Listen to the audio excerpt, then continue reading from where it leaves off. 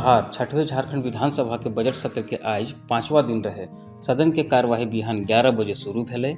आज के खातिर निर्धारित गोट अल्पसूचित प्रश्नों के संख्या 24 रहे। सदन में गोट 3 अल्पसूचित प्रश्न दियल गेलै।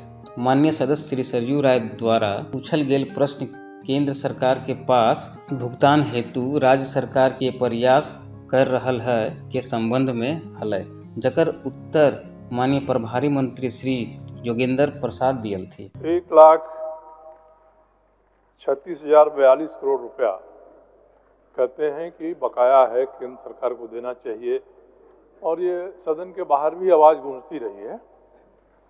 इसका इन्होंने जो 3 भाग में इसका डिटेल दिया है, 1,01,142 रुपया जो है, ये कहते हैं कि non payment of land compensation है। मैं माननीय मंत्री से जानना चाहूँगा कि इसमें ओरिजिनल डिमांड कितना है और सूद की राशि इसमें कितनी है। झारखंड सरकार का सरकारी कोल कंपनियां भारत सरकार का उपक्रम के पास विभिन्न मदों में 1,36,042 करोड़ रुपया वर्ष 2022 तक अद्यतन सूद की गणना को छोड़कर बकाया है महोदय। Dues of non payment of land compensation में 1,01,142 करोड़ है महोदय। Dues of common cause section 21(5) of MMDR act में 32,000 करोड़ है महोदय। ड्यूज ऑफ वास्ट कोल में महोदय 2,900 करोड़ है महोदय। इस तरह से कुल 1,36,042 करोड़ रुपया बाकी है महोदय।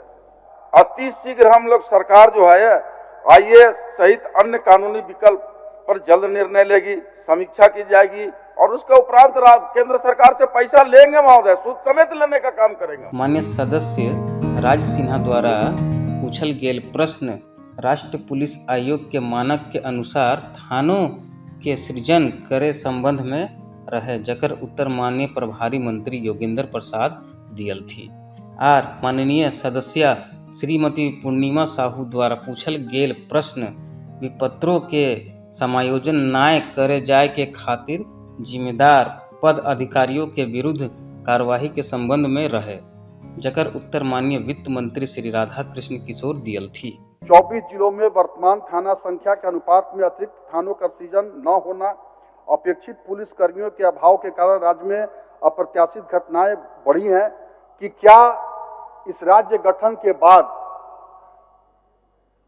पुलिस नेशनल पुलिस कमीशन के मानक के अनुरूप यहाँ कितने थाना और OP का गठन हुआ अध्यक्ष महोदय? माननीय सदस्य को कि धनबाद जिला में कुल 37 थाना है और 24 OP है महोदय, और हाईटेक तरीके से हमारी थाना काम कर रही है महोदय। अब दूसरा माननीय सदस्य का जो चिंता है कि नया थाना खोलने का सरकार विचार रखती है क्या, तो महोदय उनका जो क्वेश्चन रहा है कि नेशनल पुलिस कमीशन आवश्यकता अनुसार हम लोग थाना भी खोलते हैं महोदय, अपग्रेड भी करते हैं, हाईटेक भी करते हैं कि विधि व्यवस्था की समस्या कहीं नहीं है महोदय। अगर कहीं होता भी है तो उसको निष्पादन कर दिया जाता है महोदय। कहीं विधि व्यवस्था की समस्या उस तरह की नहीं है कि उसकी चिंता व्यक्त किया जा सके। कि वित्तीय वर्ष 2022-23 तक राज्य के कुल 403 करोड़ से अधिक की राशि का DC बिल विपत्र लंबित है।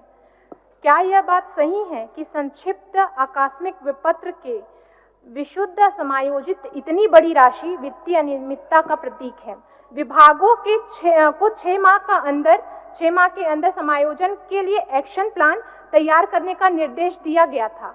इस जवाब से प्रतीत होता है कि लगभग 6 माह बीत चुके हैं, अभी तक एक्शन प्लान ही प्राप्त नहीं हुआ है। तो समायोजन की राशि समायोजन जो है वो कैसे निर्धारित किया जाए?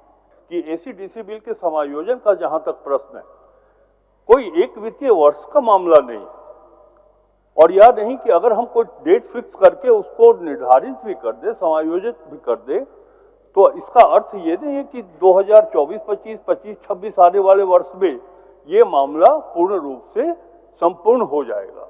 ये मामला निरंतर सतत चलने वाली प्रक्रिया है महोदय। अगर हम आज के तारीख में समायोजन की सारी बातों को सारी समस्याओं का समाधान कर लेते हैं, तो इसका अर्थ ये नहीं है कि अगले वित्तीय वर्ष में समायोजन की समस्या बनी नहीं रह जाएगी। मैं आपकी आशंका को दूर करते हुए कहना चाहता हूं कि हम खुद अपने सरकार स्वयं वित्तीय प्रबंधन को मजबूत करने के दृष्टिकोण से जो वित्तीय प्रक्रियाओं के अंतर्गत मसले आते हैं हम उसके प्रति गंभीर हैं।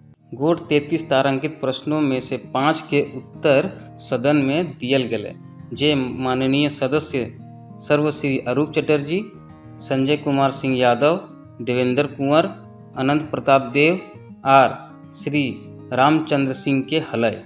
सरकार ये भी मान रही है जो धनबाद में ही 686 पद है आरक्षी का और हवलदार का 142 है, जबकि विज्ञापित जो हुआ था उसमें निकला था 337 रिक्त पद। तो फिर से दोबारा विज्ञापन निकालकर कब तक इस पदों को भरा जाएगा? धनबाद जिला में सामान्य हवलदार का 142 सीट अभी रिक्त है और सामान्य आरक्षी का महोदय 686 सीट रिक्त है।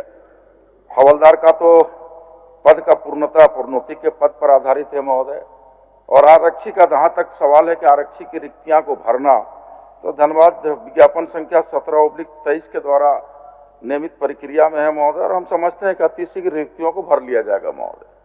मैं माननीय मंत्री जी से आपके माध्यम से मैं जानना चाहता हूं कि कब तक प्रस्ताव मंगा करके इसको हैदरनगर में शामिल कर देंगे। कई सारे प्रखंड कम पंचायतों में भी 3, 5, 7 पंचायतों में भी बनाने का काम हो गया था, तो मुझे लगता है कि इसके बारे में सभी मान्यों की जो है मांग रही है। विभाग एक बार इस पर फिर से रिव्यू करके कि जिसकी दूरी अधिक है या फिर पंचायतों की संख्या कम में प्रखंड बनाए गए हैं, इस पर हम लोग आगे काम करेंगे। आज नौनिहाट के सामने 500 फीट के अंदर रामगढ़ प्रखंड पड़ता है, 500 मीटर के आगे, तो वहाँ की जनता 30 किलोमीटर रामगढ़ जाता है, और सरैयाहाट ठीक मेरे 2-3 किलोमीटर पीछे सरैयाहाट है, वो भी वहाँ के 22 किलोमीटर दूर जाते हैं, और जामा तो दूर है ही हुजूर। मेरा ये कहना है कि जरमुंडी के अंदर नौनिहाट को प्रखंड बनाया जाए, यही हमारी जो जिला का मुख्यालय गढ़वा करीब 36 किलोमीटर दूर है। अध्यक्ष महोदय, मेरा आपसे निवेदन है कि कोषागार संबंधित मामला पर निष्पादित होने से लोगों की कठिनाई होगी अध्यक्ष महोदय, इसलिए एक आग्रह मैं आपसे करना चाहता हूं सदन के माध्यम से, आपके माध्यम से, कि उप कोषागार की स्थापना की अनुमति नगर उटारी अनुमंडल में स्वीकृत किया जाए। अध्यक्ष महोदय, सभी माननीय सदस्यों से मेरा आग्रह होगा कि अपने विधानसभा के भौगोलिक संरचना को ध्यान में रखते हुए कौन से पंचायत किस प्रखंड में जाना है, कहाँ नए प्रखंड की सृजन होनी है, कहाँ क्या होना है, मैं चाहता हूं कि ये चलते सत्र में ये सारे एक अपना जो इनका विधानसभा क्षेत्र का भौगोलिक संरचना है उनके विषय पर ये सरकार को अवगत कराएं।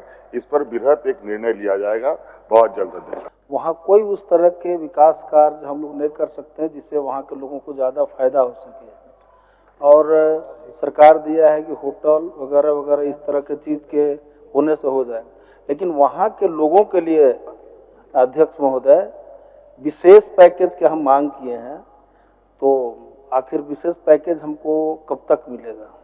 कि इको सेंसिटिव जोन में प्रदूषण फैलाने वाले वृहद उद्योगों की स्थापना को छोड़कर अन्य जो छोटे काम हैं, जैसे होटल रिजॉर्ट की स्थापना, प्रदूषण न उत्पन्न करने वाले लघु उद्योग, स्थानीय समुदाय द्वारा चल रही कृषि, बागवानी, डेयरी, मत्स्य पालन, पोल्ट्री फार्म की स्थापना, कुटीर उद्योगों की स्थापना। शून्यकाल के दौरान शून्यकाल के सब सूचनाओं के पढ़ल मान लेल गेलै और लिखित उत्तर संबंधित विभागों के भेजे जाय के आसन से निर्देश दियल गेलै। भारत के संविधान के अनुच्छेद 203 के अनुसरण में वित्तीय वर्ष 2025-26 के खातिर 1,45,400 करोड़ रुपया मात्र के आय व्यय बजट के उपस्थापन माननीय प्रभारी मंत्री योजना सह वित्त श्री राधा कृष्ण किशोर द्वारा सदन पटल पर करल गेलै। ओकर बाद माननीय मंत्री द्वारा बजट भाषण पढ़ल गेलै।